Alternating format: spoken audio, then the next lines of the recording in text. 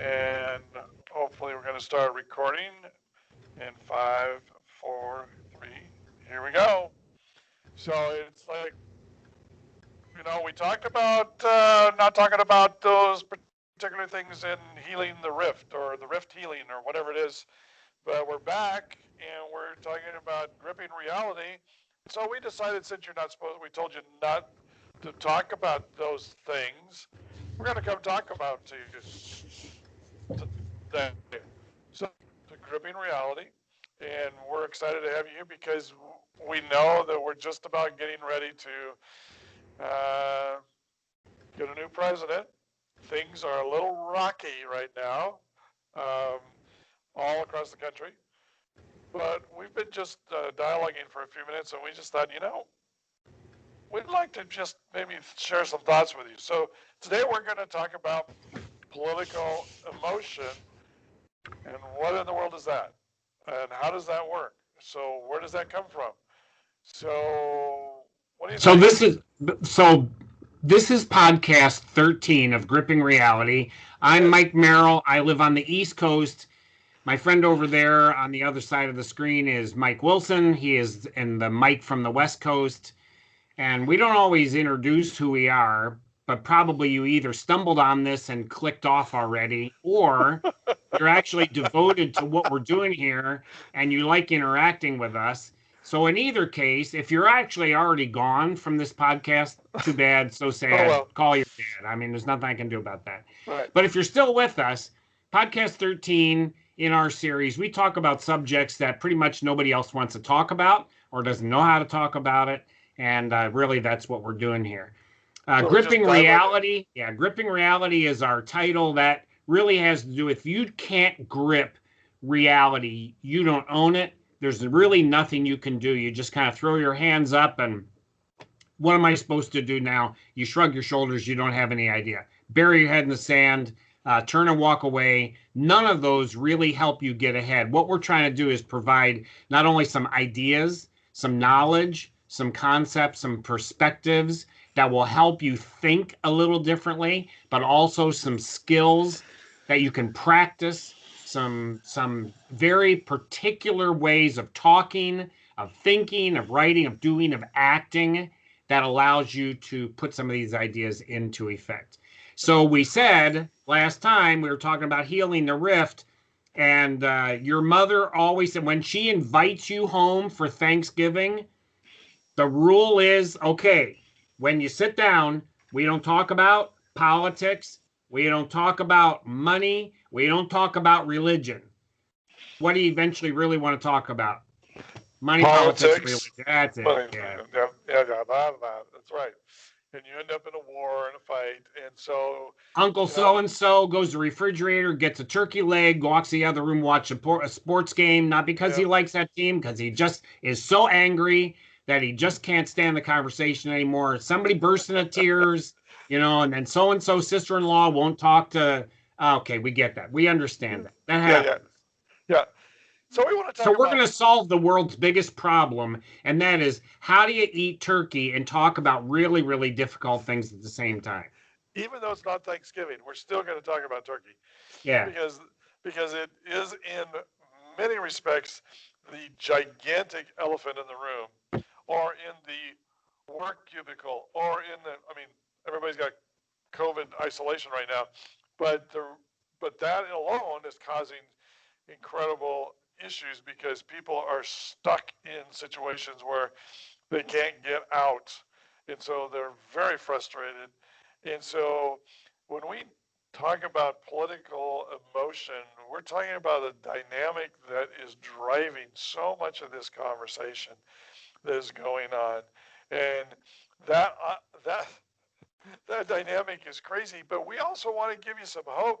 You know what? You can really have real conversations with people, and you don't have to go get the turkey leg and stomp out of the room. You can make your life better by having those conversations. And one of the things that we talked about, Mike and I just were dialoguing a little bit earlier today, that's just so fascinating because both of us had this conversation about being able to suspend your agenda. And when we're talking about political emotions, politics, and you want to have some kind of discussion, I would dare say that the place you're going to have to start is you're going to have to be willing to suspend your agenda. And what does that look like? The tough thing in here is when we use the phrase, which is not a popular phrase, suspend your agenda, it does not mean end your agenda. It doesn't mean you can't have a political view. You can have a political view and you can be passionately devoted to that political view, that you really have the sense that this is the end all, be all, do all. We really have to get this done. And the persons who hold a different political view are enemies, they're adversaries, they're opponents. They're trying to undo everything that's going on in the world today in terms of politics. Now, it's got to be said, we are not political scientists, so we're not going to solve the political questions that we are facing right now. One of the things that we teach in the complex that we call emotions is that there are 5 basic emotional systems. They range in intensity from very mild, when you don't put a lot of effort into that emotion and accomplishing its or resolving that emotion, all the way up to extremely high intensity, very passionate, at which a person is driven intensely to accomplish that outcome. We believe that there are 5 emotional systems. So what we're talking about today is not political science, and we're not talking about political activism, and we're not talking about really the difference between Democrat and Republican and what's going on in the world. We're talking about political emotion. And the 5 emotions, as we call them, acceptance, exposure, empowerment, depletion, and celebration. Now, here's how it applies. We're going to talk about this. Political acceptance means that what's happening in the realm of politics, you are happy about. You accept that. You prefer it, you like it, you love it, you're devoted to it, you're even obsessed with it. So that you see the political maneuverings and what's going on, and you like it. That's what you want. That's political acceptance. Political exposure causes instability for you. You're afraid of what's happening. It brings about in you a real hesitation or an embarrassment or a fear or even a phobia.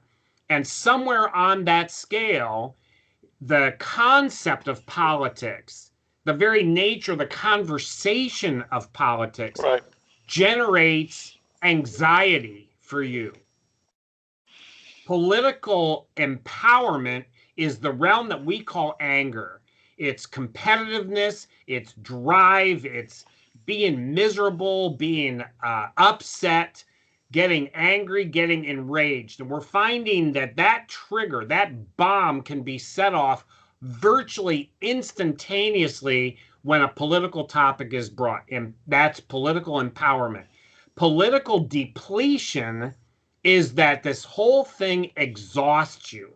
You're just overwhelmed. You're tired. It drains something out of you. And your response to a political conversation is just to have the tap got opened and everything you had in reserves is just gone. You don't know what to do with that. Or political celebration. This is something that you rejoice over. You are rah-rah. This is really great. You want to do banners, you want to do flags. You're out there not because you're so angry, but because you're so happy. You're so thrilled. So those are the 5 basic looks at political emotion. And when we talk about suspending your agenda, it's getting a grip on that and then saying, let me hear you.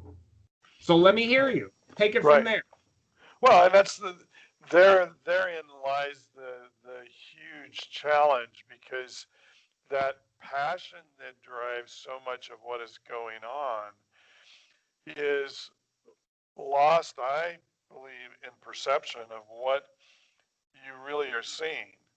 And so where where the anger comes from and the fear comes from and the depletion comes from, and not so much the acceptance and the celebration, but those three in the middle really come from what is my ability to truly influence what's going on in the big scope of things. And so Wait a minute, wait a because minute. we I want to disagree with that just a second.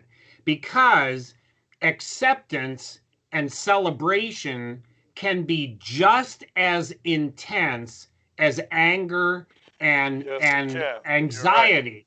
That Right. is the sense that we're going right now while we're recording this is a couple of days prior to the inauguration of Joe Biden and Kamala Harris as the president, vice president of our country.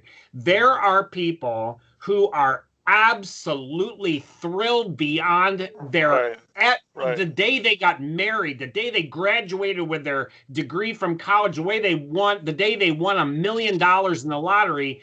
This is better than that, and they're Right. just effusive in celebration. That political agenda, that emotion can be just as powerful as the anxiety or outright terror of Right. what's happening politically in this Right. country. So the all five of them can be so intense as to take over virtually every aspect of life. So it's not just the middle three because they become the bad emotions. These are Right. neither good nor bad. They just are. You're And right. and we come And to that two has questions. right. Drive back to the two questions. Right. And I agree with you. From the perspective of what I was going for here though was that aspect of my ability to influence from the standpoint of where that's driving those emotions. So much of what, when we ask, what is this doing to me and what can I do about it? Well, let's go back to the first question. What is this doing to me? Well, first off, you got to ask the question, what? What is what? All right. But because the perspective of is we now live in 24/7 news cycles. We have social media that you can look at 24/7 with infinitum people who have all kinds of opinions. They really don't know what they're talking about. But they throw all those things out there and they keep people stirred up at that level. At what level is that? What is that what? Well, right, has been for now, instead of the the place where I can truly have real influence, which is right here in my little house, in my little community, in my little neighborhood, and in my family, I can have real influence. But am I what am I assaulted with literally all day long, 24/7? It's the global big picture of what is out there, and I somehow have inserted myself into that picture and have allowed myself to get pulled into that that really I cannot be a change maker at that level because I don't have real impact and real influence. I can vote, great, awesome. But when we're talking about the dynamic of the challenges that have stirred the emotions so much, whether it is glee, whether it's, total acceptance, whether it's panic, whatever it is, what is my ability? The what is what is it doing to me? Okay. And what can I do about it? Well, what is the Before we what get to the doing to second me? question, Yeah, I don't want to go to the second question let's yet. look at the what is it doing to me. Here's Yes, an exactly. insight. This is a tool that I want to at least put up on the table. Part of why families say we don't talk about politics, religion, or money at our dining table whenever we're getting together is because there is an agenda. Sometimes it's hidden, a hidden agenda, and Exactly. sometimes it's a very obvious, out It's in the overt. open agenda. Yep. It's However, overt. Yeah. in the 5 emotions, here's the challenge. When somebody brings up a topic or has a position, they are hoping or driving that there will be a specific response in other people at the table or in the cubicle or when you're standing in the conversation. That happens. Let's take it out of the Thanksgiving table or the family Right. table, Right. and let's go to the national news. It's driven by economics. So we're going to talk about money at another podcast, but all national news and local news is driven by economics. That Absolutely. is, how can I get you to watch my program Right. so that the advertisers will keep giving me money because they know they have your eyeballs and your ears to get their advertising. So it's about the money that drives the news. Now, Right. It's also social media, because social the media too. Facebook, pardon using the term, but that whole dynamic of social media, those were built on of reoccurrence of getting you hooked to come back Sure. to it, to come back to it. And they're quote free. They're not really free. They're free to you because on the sidebars and showing up inside your even here. Well, I mean, we're doing this now on YouTube, which is a free service, but there's all kinds of advertising pieces that keep floating around, popping up, coming into your face. That's what pays the bills. So the issue then is in the news, if I can elicit a determined by me response in you, then you'll watch. So if I set the news in such a way that your response, at least it's predictable, is going to be fear, I may want to move that from fear way past anxiety to terror. So I will take a piece of my opponent's agenda. Right. And I will throw that in your face with language and intensity, pictures, graphics, and hypothesis that I know it is likely you are going to be very scared. Or I may have an idea this is going to make you really angry. And the angrier you get, the more likely you are to write out a check to support my cause. I'm going to convince you, you don't need to go barnstorm anything. You don't need to get a weapon. I got the weapons. I'm the one who's fighting the fight. So please write out a check and support me. And the angrier I can make you or stimulate in you, what you will say, what's this doing to me? Man, I am angry about this. Oh my God, I'm so scared about this. I'm just like wasted here. I don't know what to do. If I can get that agenda to occur in you, you're going to keep watching. That's what this is really about. Right. I had a fascinating, and I'll give you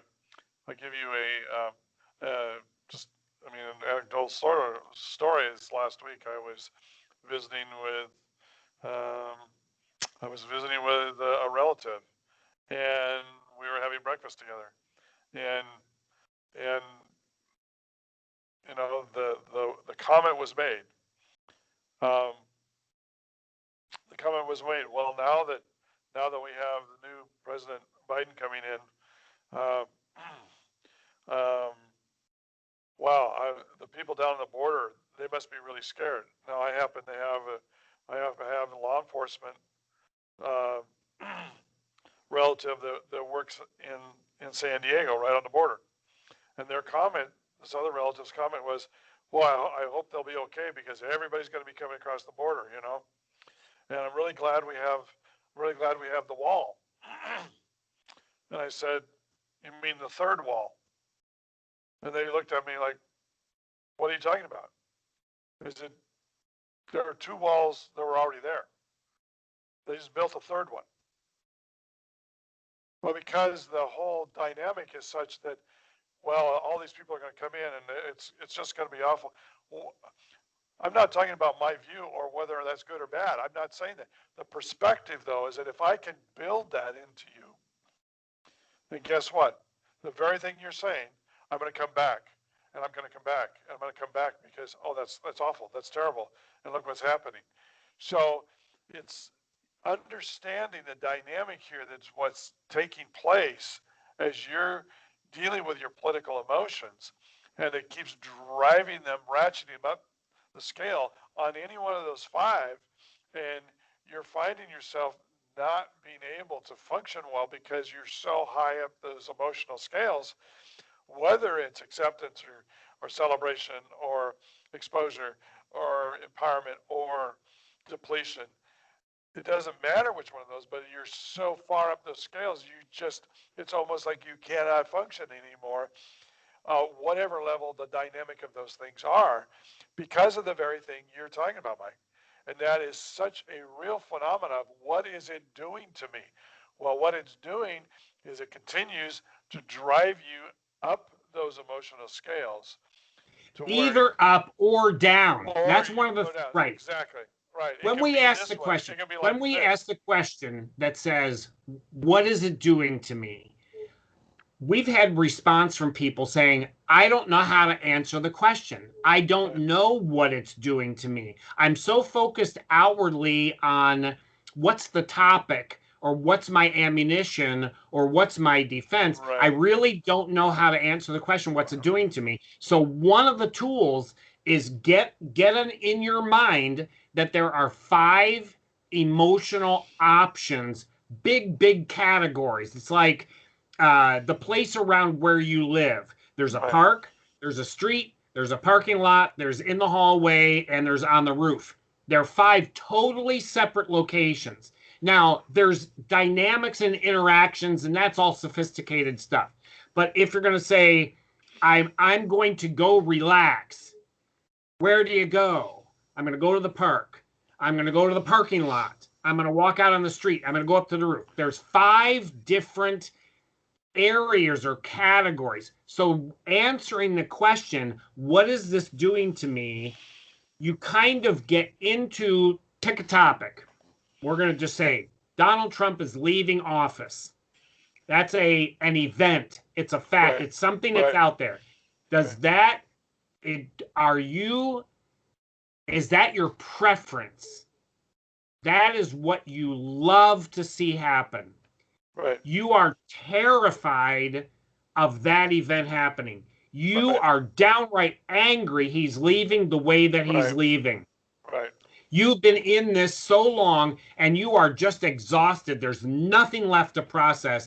Or you're waving banners and flags because you're really thrilled. So if you can answer that question about Donald Trump leaving, you'll be able to say, I'm basically in acceptance, I'm basically in exposure, I'm basically in empowerment, I'm basically in depletion, I'm basically in celebration.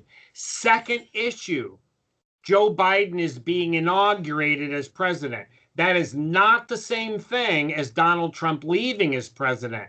Now, Joe Biden coming in, what does that do to you? What does the event do to you? You can ask the same set of questions.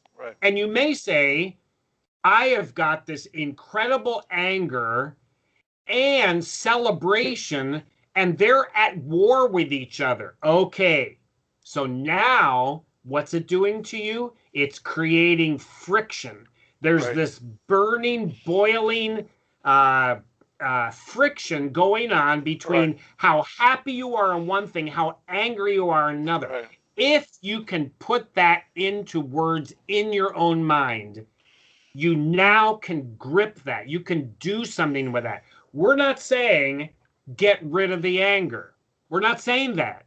The anger can be very, very good. It can be very, very destructive. It's neither good nor bad to begin with.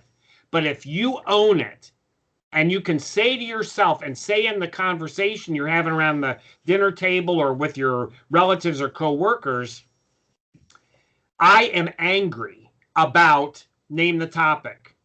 I'm not saying you should be angry. I'm not hoping you will be angry.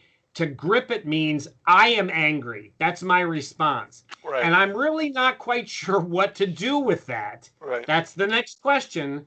But as long as you can get to what is it doing to me in the 5 territories, the 5 systems, you now can start to say, it is this specifically that's driving my emotion. The political emotion be one of those 5, but this is what's driving my emotion.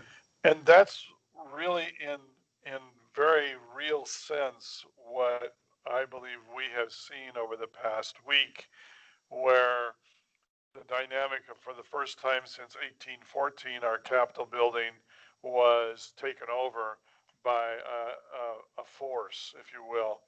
And right up to that point, I think that dynamic across the country, we had this very much sense of division in many respects. But now all of a sudden, we have this dynamic that's taking place that has put people in this incredible quandary, because it's gone to the place of what I would say kind of the root essence of who we are as a nation and as a country and a civilization.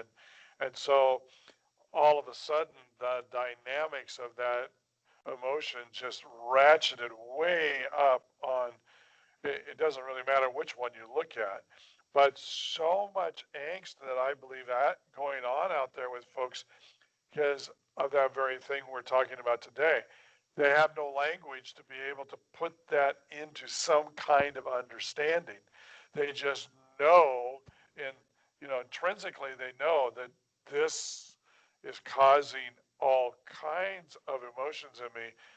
I don't know, I haven't been able to figure out what this is doing to me because I didn't even know how to ask that question. Right. So hopefully for a lot of you folks out there, as you have tried to traverse this, this is going to start helping you, give you some hope that you can put this in some kind of context that will make sense. Because the next question then comes after what is this doing to me is then what in the world can I do about it? Now, there becomes a very interesting question to be asked because, again, I think Mike and I would say, you have to we would say, think through perceptives wise or perception wise, what is it you can do? And what does that look like in your mind that could change maybe the dynamic of what that's doing and driving you up the scale? To say to somebody, oh, just calm down. It's no big deal. It's all going to happen. But what would you say to them, Mike? I don't think that's going to help them to say that kind of thing to them. What is it that you really think that people could use that would help them start dealing with this? What do you think? Well, the 5 emotions are resolved. They are the link between our perceptions and our motivations to behavior. And the 5 emotions have a resolution factor in them. Acceptance is to draw something towards yourself or to have it, to be able to pull it in. So if this political environment or the item, the event that you are dealing with creates in you a powerful or a moderate or a mild acceptance, then take ownership for that. That's a good thing to do. If it's fear, if it's some version of exposure, the objective or the completion of exposure is to develop safety and security. So if you cannot create a safe and secure world at large, what can you do to create a safe and secure home or bonding in your relationships with those that you work with or see? Work for safety and security. If it's anger and empowerment, it's about change. So instead of just wishing for change or hoping to change, you may not be able to change everything in your state or the region of the country, but you could change something in your local environment Right. or between Right. you and your next door neighbor. Take it all the way down to an immediate situation. Take your emotion and bring about some change that resolves it. If it's Exactly. depletion, that's about rest and recovery. Turn the media off, Right. walk away from it, Right. find something that enables you to laugh or to feel good or to Right. gain some rest or healing, and let the wounds recover. That's Right. what the depletion is about. If it's celebration, shine, get out there, tell your story, put up some things around your house that celebrate your viewpoint. The reality is that those 5 emotional systems have a vent that allow you to begin resolving them, completing them.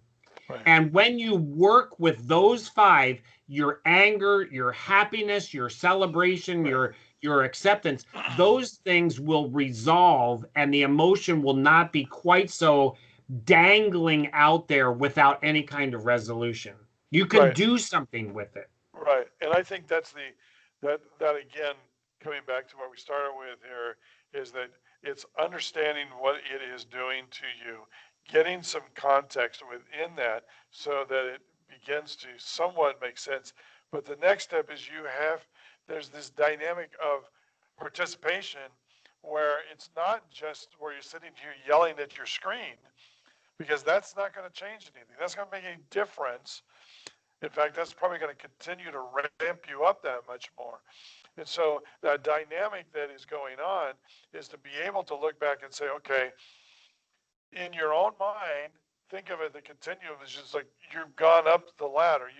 The rocket has taken off, and somehow you need to be able to shut down those retro thrusters so that the rocket can come down in a way that's going to land, or be somewhere further down here so that you're not just blasting off into everything emotionally.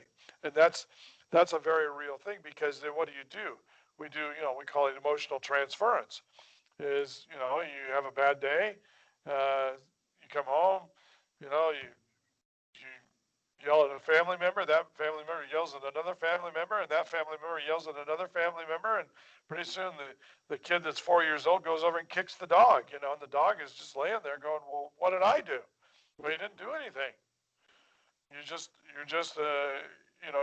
You're a product of somebody being clear up the chart and taking it out on someone else. So Now, is that it's important to say though that just because the rockets are firing and the emotion is escalating, that's not automatically a bad thing. no, that The is not issue automatically a bad thing. it's extremely important to understand that if the let's just say it's making you angry, your response to whatever the event is that's going on in the world is anger. You're at empowerment, and it's really rocketing up, as Mike just said. The rocket boosters are lifting. It's not necessarily de-escalate that so it settles back down. It is become dynamically active and bring about some change. You have the power to do that. You have the Right. drive to do it. You will overcome obstacles to do it. Get out of your chair and go do something, because the anger you have will be a fuel that it allows you to become very effective. However, if the anger is causing you to scream at your spouse and scream at your kids and kick the dog, and you say, you know what this level of anger is doing to me? I really don't like that. Right. Now, you do want to de-escalate the anger. You want to bring the rocket boosters down and bring that. So the question is, what is this doing to me? Just to say, I am angry is not enough. I am Exactly. angry and I don't know what to do with the anger. Right. I'm And eating myself up with this. Now you're getting close to understanding what is this doing to you. right. And the perspective of understanding what can I do about it means literally that I need to get up off the couch and do something. The challenge is that we'll start at the beginning ever seen this, uh, a big picture that says, it's what's out there in that wholesale picture that is, I'm so frustrated, I'm so angry, whatever. That whole idea, though, is that it's coming back and getting reality of what's in front of you. What is it you truly can make a difference in changing? Now, that may be in the big picture because you go down and you help make signs. You go down and you do door knocking and calling or whatever it is. So you're participating in the big picture from that standpoint, and taking care of some initiative that just as you believe is just as wrong, and you're participating in a wider venue. But most people do not do that. They just get angry, and what do? They get on social media and they start yelling and screaming by typing, and they start getting all of those kinds of things going on, and thinking that they're making a difference. All they're doing at that point, what you're doing is you're building into the algorithm that helps more people come into social media, that helps advertisers be able to show their product more. You're not making a change. The change comes when you figure out where you can truly make influence and have true influence and true change in a tangible way. And most likely, that is going to be, as we just said, is going to be primarily in your home, your next door neighbor, your street, your village, your town, your county, where you physically are, that you can make a difference. Organizations that you are, churches, uh, lodges, those places where you are involved, that you can make a difference at that level, that is truly that individual person, that you have that influence on a consistent basis, that you can make a change. The frustration comes where, excuse me, you see this huge problem and there's no way for you to be participatory in that huge problem and making a difference in how that is going to be, how that's going to change or make a difference, because you see yourself as this little tiny cog in a big wheel. And even in many respects, you don't see yourself as a cog at all. You're just trying to figure out, it just frustrates you because of the dynamic of the bigness of this thing, where the whole aspect of this comes from you being able to make a difference in some very tangible way, because that will help you as you begin to figure out, okay, what is this doing to me and what can I do about it? Well, what you can do about it is you can develop and you can build change in your world, not in everybody else's world. Now, if you get that platform, great. But right now, what's driving this so much is not that. It is the fact that you're not even making a change in your own little world. And so you're frustrated. That's why you come home and you get, the negative sides, if you will, or the emotional transference sides is, where you're yelling at your wife, your spouse, your kids, and then you're kicking the dog. All right? Wow.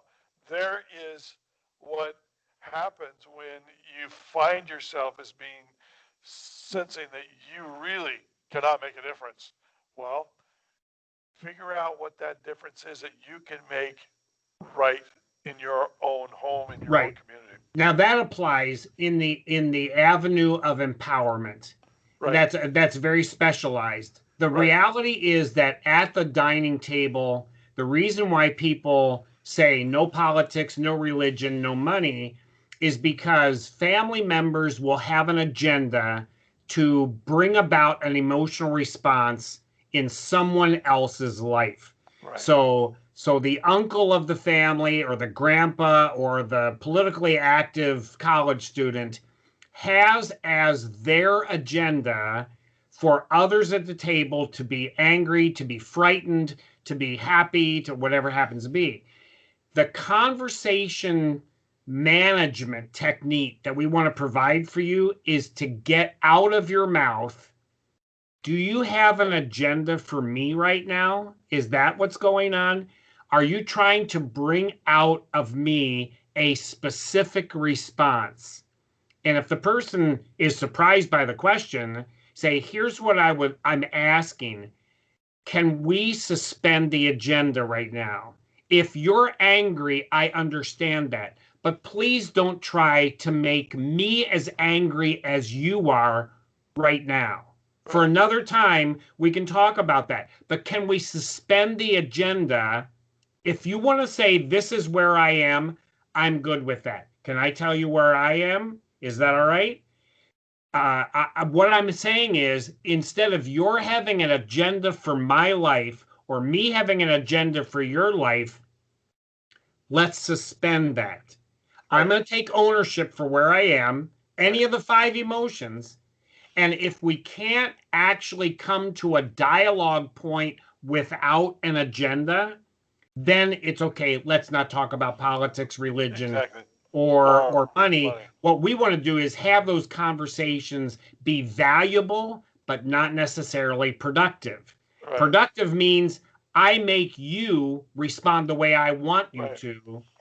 Valuable means I take ownership. This is mine, and I'm going to listen to you. So I think that becomes part of the dynamic. And that's really, in a nutshell, I think, kind of as we wrap this up, is that part of what we talk about all the time of, if you really want to be in some true dialogue with people, the suspending the agenda is key. The validating the other person is just as key to that, of truly hearing their story. Because when you suspend your agenda, that means you're willing to set all that aside so you truly can hear what the other person is saying. Now, whether you agree with it or not, and it may be quite distasteful that you're listening to, but it might be also really amazing that you find that there are some things you might actually learn in this process about this individual. Not so much about the subject matter, but about the individual themselves. Because one of the issues that we talked about, I can't remember which one it was, the podcast we talked about, and maybe it was the first Rift one, is that we talked about the issue of dignity and the sacred, and where our country has really been struggling with this dynamic of understanding that people are sacred and they deserve to have dignity, and we're the ones that merit that out. We give that to each other. So when you come to those conversations, how are you going to do that? Well, you're going to do that by validating it, by setting aside your agenda, by truly listening, not with your retort that's coming in your brain as you're thinking of all the things, but understanding where they are in their life and asking that question. Now, are you trying to present an agenda here, or can we just have a dialogue about topics of the day, and we can bring information into these topics without being accusatory, or without coming in and setting sides and setting up boundaries and saying, well, I'm with them, they're with me, and we're not going to go into the no man's land here. True. So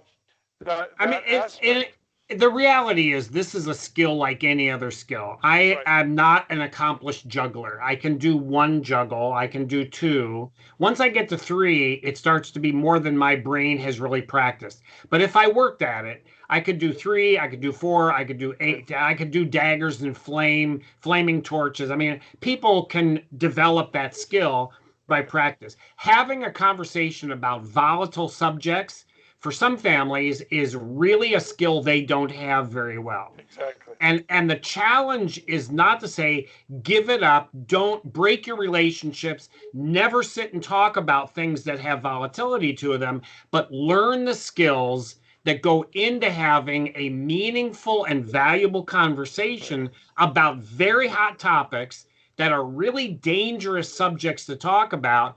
Step number 1, this is really what we wanted to get out in podcast 13.